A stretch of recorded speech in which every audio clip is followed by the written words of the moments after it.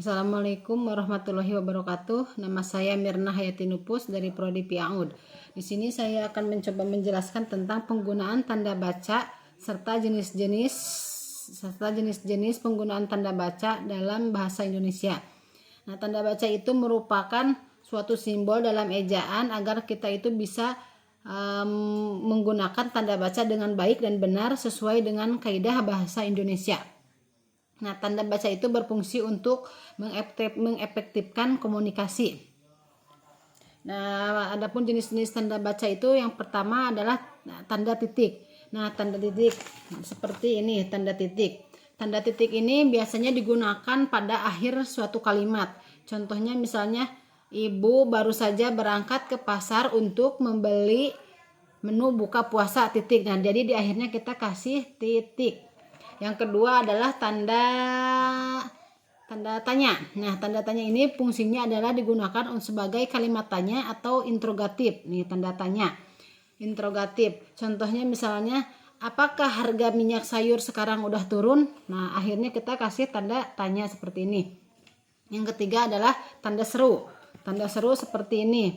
Nah, tanda seru ini digunakan sesudah ungkapan atau pernyataan yang berupa seruan atau perintah yang menggambarkan kesungguhan, ketidakpercayaan atau rasa emosi yang kuat.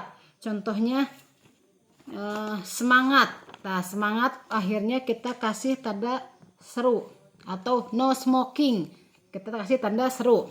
Yang keempat, tanda koma. Nah, tanda koma ini digunakan untuk memisahkan beberapa kalimat atau memisahkan antara anak kalimat dengan induk kalimat.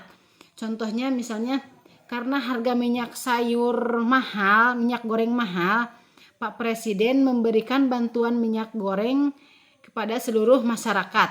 Nah, yang selanjutnya adalah tanda titik koma. Nah, tanda titik koma ini adalah gunanya adalah untuk memisahkan bagian-bagian kalimat yang sejenis atau setara. Contohnya tanda titik koma. Nah, tanda titik koma seperti ini, titik koma, titik, terus koma. Nah, tanda koma itu adalah contohnya hujan makin deras, titik, koma, anak-anak belum juga pulang. Nah, yang selanjutnya adalah tanda titik dua. Nah, tanda titik dua ini biasanya dipakai pada akhir dari suatu kalimat atau pernyataan lengkap yang diikuti dengan penjelasan atau perincian. Contohnya misalnya, saya baru saja membeli menu buka puasa titik 2. Nah, titik 2 seperti ini, titik 2 misalnya es campur, gorengan, dan lauk nasi.